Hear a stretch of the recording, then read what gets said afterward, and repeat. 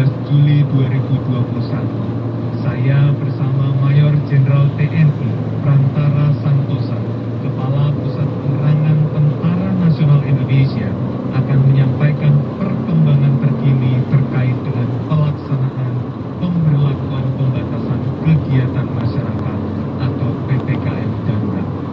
Bapak Ibu sebangsa setanah air, alhamdulillah, puji syukur kepada Tuhan Yang Maha Esa. Yang ini kita menerima lagi sekitar 10 juta dosis vaksin COVID-19 dari Sinovac Biotech Ltd. Kedatangan tahap ke-21 ini menambah total vaksin yang sudah diterima Indonesia menjadi lebih dari 132 juta dosis vaksin. Jumlah tersebut terdiri dari sekitar 115.500.000 dosis vaksin dalam bentuk bahan baku dan sekitar 17.226.000 dosis vaksin jadi. Perlu dicatat bahwa akan terjadi penyusutan jumlah vaksin dari bentuk bahan baku karena proses produksi sampai menghasilkan vaksin jadi. Pemerintah juga akan mendapatkan tambahan kiriman vaksin AstraZeneca lewat kerjasama multilateral dalam negeri. Kita juga akan terus mendapatkan tambahan pasokan vaksin dalam berbagai skema di minggu-minggu yang akan datang.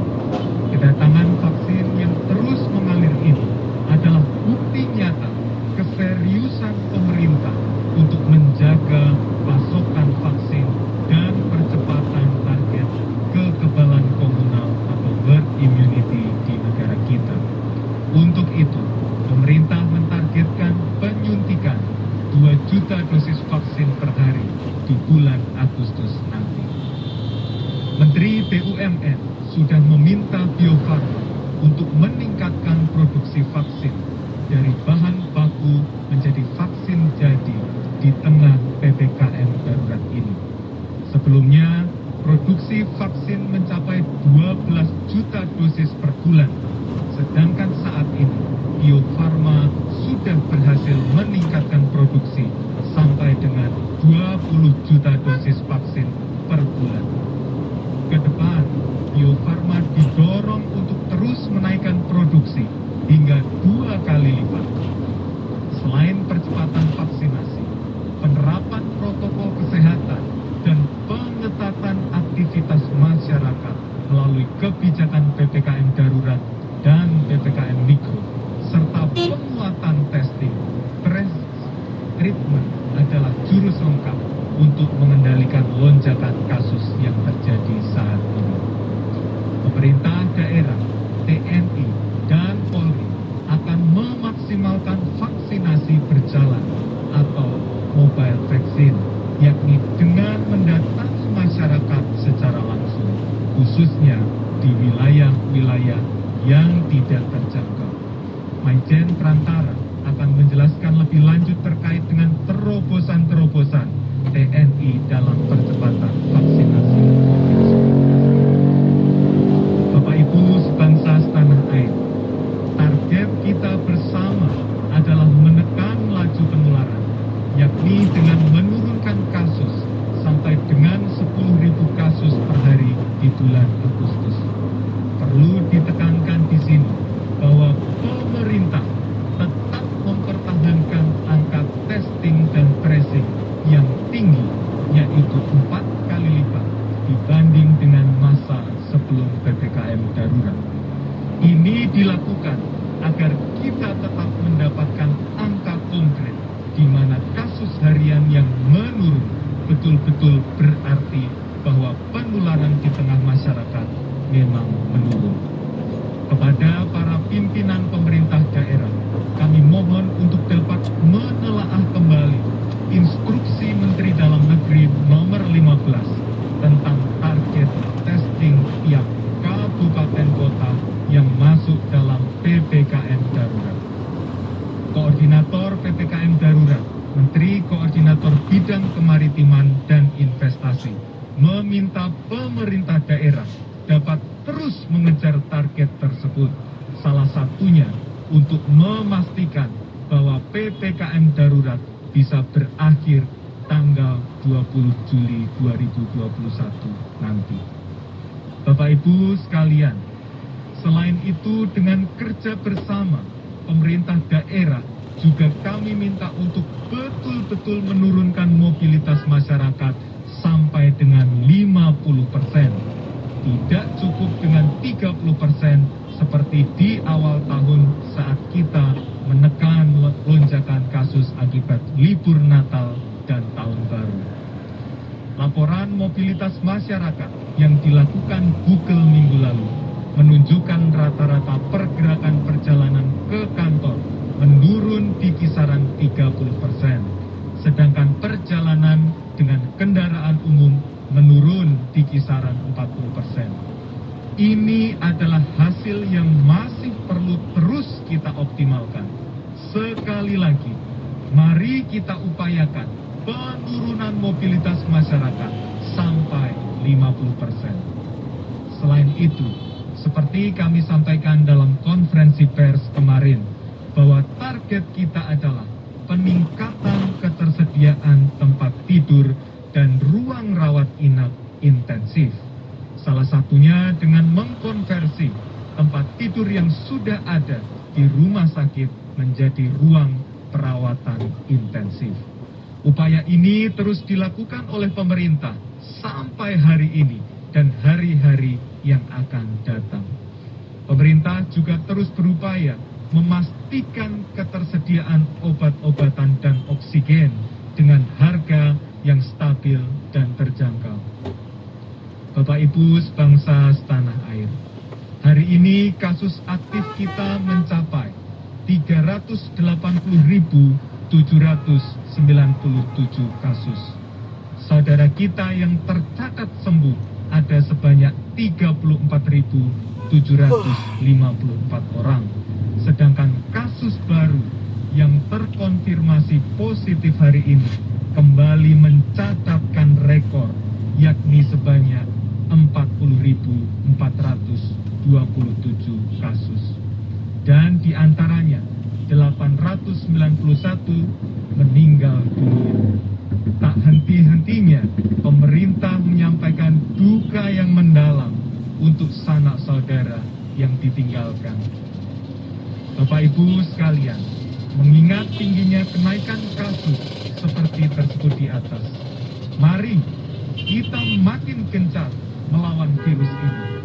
Tetap di rumah, jauhi kerumunan, pakai masker double apabila harus keluar, dan pastikan cuci tangan dengan rajin dan rutin. Jangan berikan ruang bagi virus untuk menjangkiti kita dan mencari rumah untuk berkembang biak atau bahkan bermutasi. Ini adalah perjuangan bersama kita agar virus tidak memakan korban dan pandemi ini bisa kita kalahkan. Kita yakin dengan kerja bersama dan ridho Tuhan Yang Maha Kuasa, Indonesia pasti bisa. Semoga Tuhan melindungi dan memberkati bangsa Indonesia. Terima kasih. Wassalamualaikum warahmatullahi wabarakatuh. Om Santi Santi Santi Om. Selanjutnya saya persilahkan Maijen Prantara, Kapuspen TNI untuk memberikan keterangannya.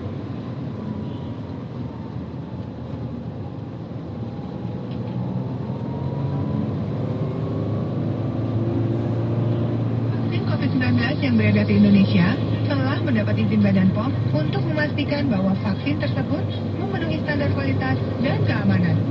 Ketika vaksin COVID-19 disuntikan ke dalam tubuh manusia, vaksin memperkuat sistem imun dengan membentuk suatu memori untuk melawan virus yang menyebabkan COVID-19.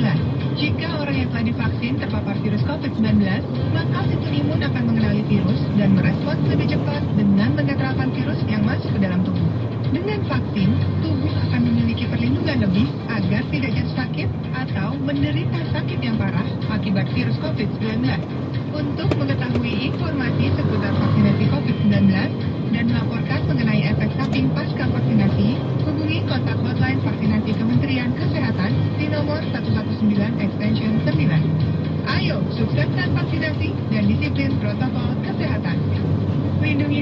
lindungi negeri.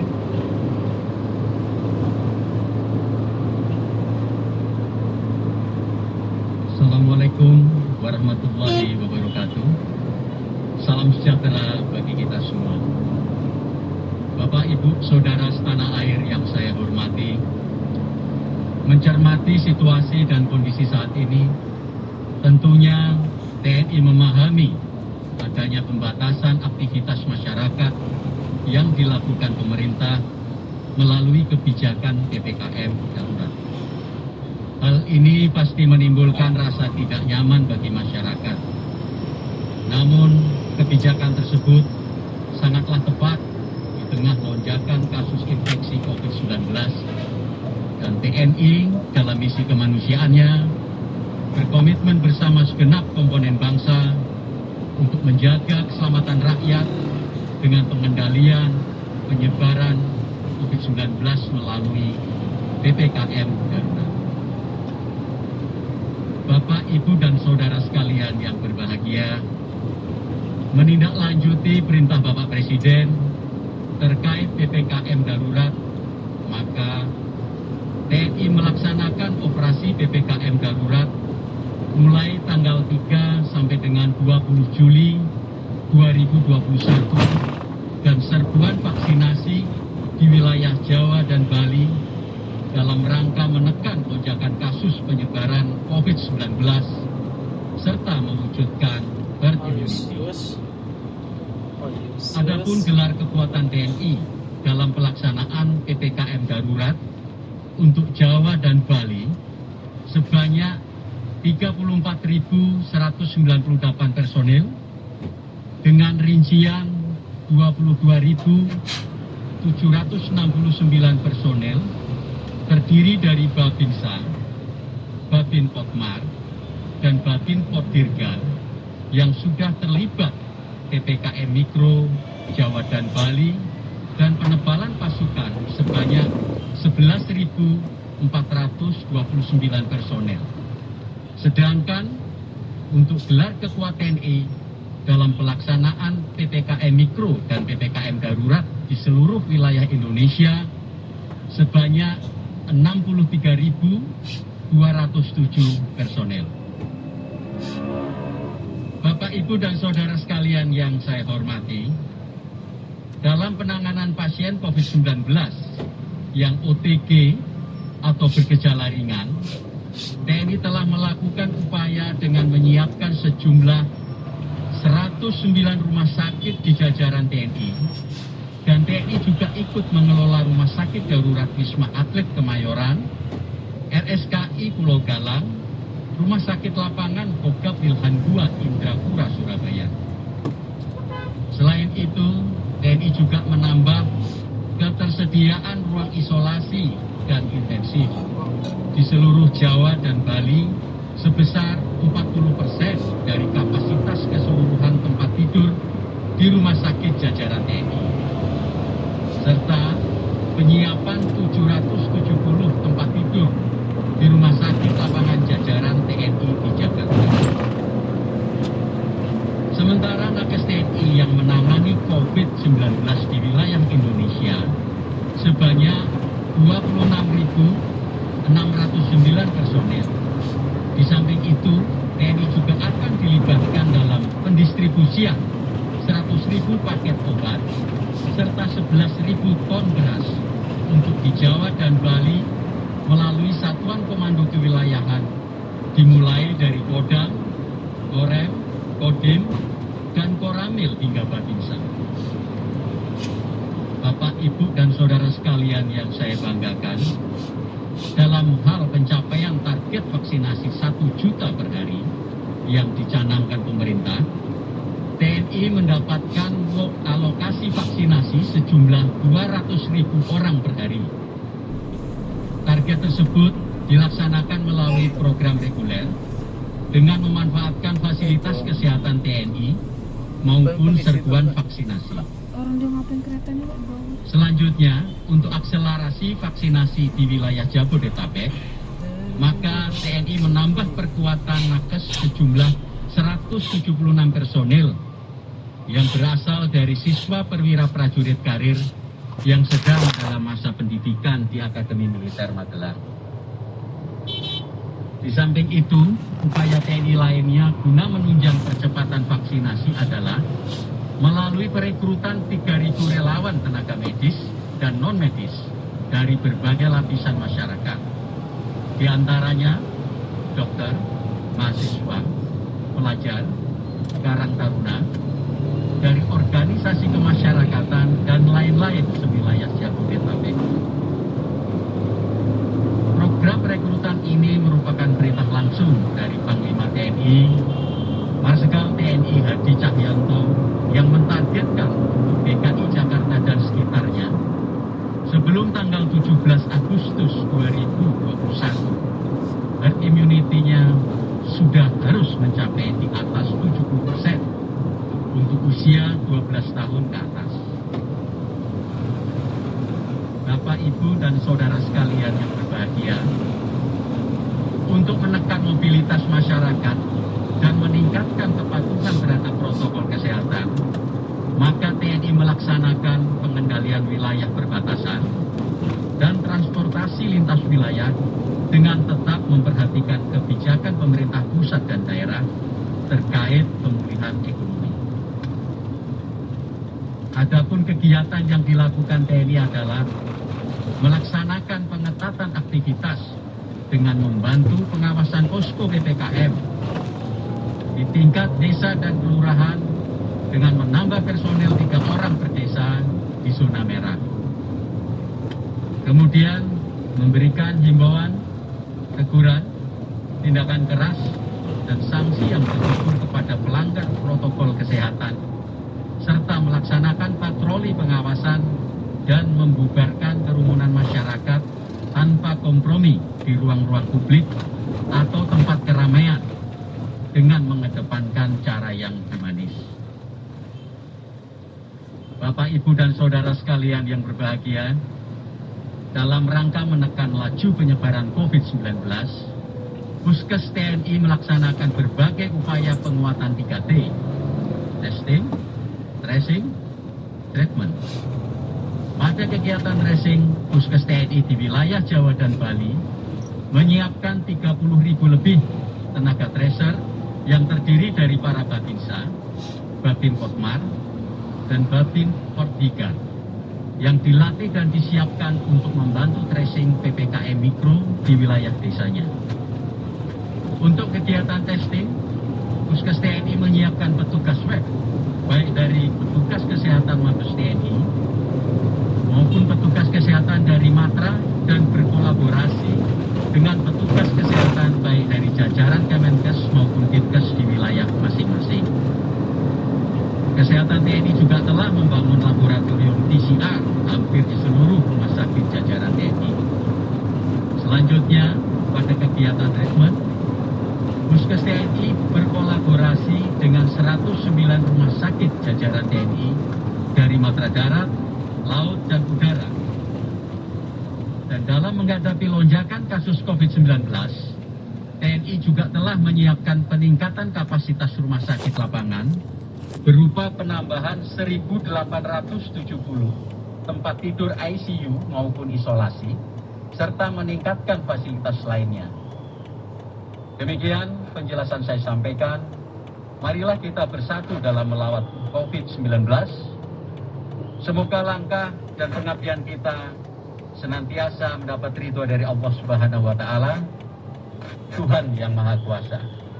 Terima kasih. Salam sehat.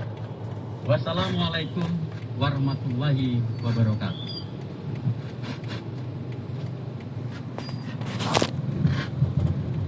Demikianlah pendengar update pemberlakuan PPKM darurat yang disampaikan oleh juru bicara Kemenkominfo Dedi Permadi dan Kepala Pusat Penerangan TNI Maijen TNI Prantara Sentosa dari Gedung Kemenko Marves di Jakarta.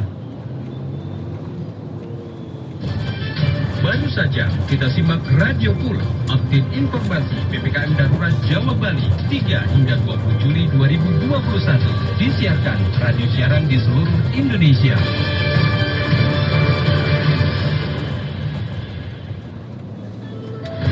Program yang sedang Anda dengarkan ini disiarkan Pro 3 RRI, Radio Berita Berjaringan Nasional. Menyapa Petang.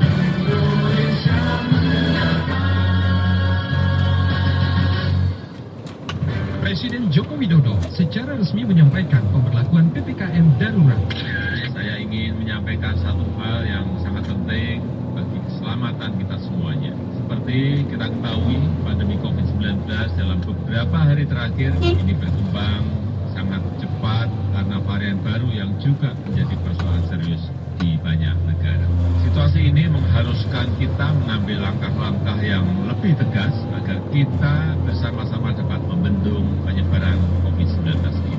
Setelah mendapatkan banyak masukan dari para menteri, para ahli kesehatan, dan juga para kepala daerah, saya memutuskan untuk memberlakukan PPKM darurat sejak tanggal 3 Juli hingga 20 Juli 2021, khusus di Jawa dan Bali.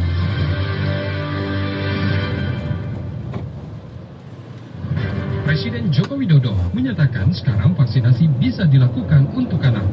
Saya ingin menyampaikan apresiasi penghargaan yang tinggi atas capaian 1,3 juta vaksinasi pada hari Sabtu 26 Juni 2021 yang lalu, sehingga lebih cepat dari target 1 juta vaksinasi per hari yang ditetapkan mulai Juli 2021. Hal ini tercapai berkat kerja keras, gotong royong semua pihak, terutama Kementerian Kesehatan, TNI Polri, pemerintah daerah, BUMN, dan pihak swasta yang turut membantu, serta masyarakat yang bersedia divaksin.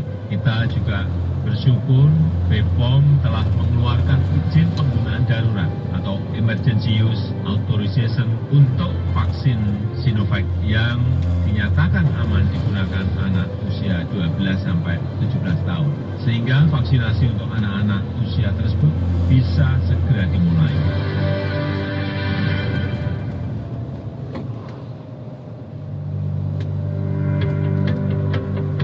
Kita bersabar dan berkorban untuk 2 pekan ke depan. Situasi memang berat, tapi bila kita bersatu, maka optimis pandemi bisa dilakukan. PPKM darurat penting karena menyangkut kemanusiaan dan menyangkut nyawa orang. Bagi pelanggar akan ditindak tegas siapapun. Tidak ada diskusi, tidak ada kompromi. Pelajari, laksanakan. Tahan diri di rumah saja, tidak kumpul-kumpul. Pakai masker harga mati, tidak pakai masker bisa mati.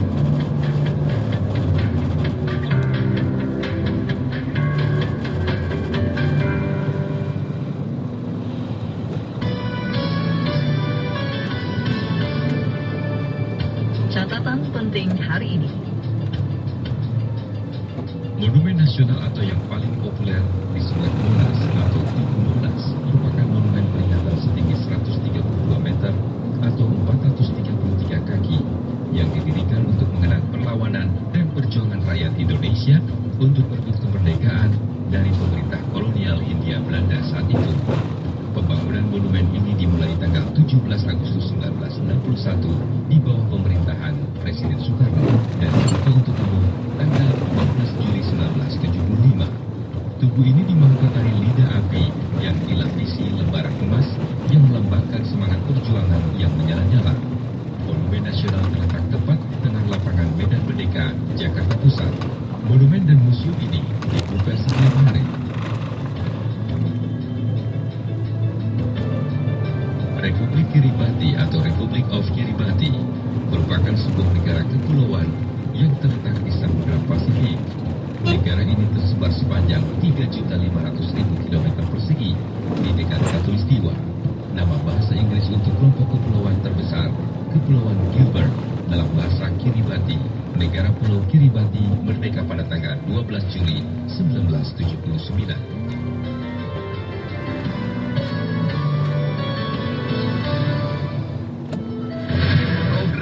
Yang Anda dengarkan ini disiarkan Pro 3 RRI Radio Berita Berjaringan Nasional dalam sesi Indonesia Menyapa Petang. Indonesia Menyapa.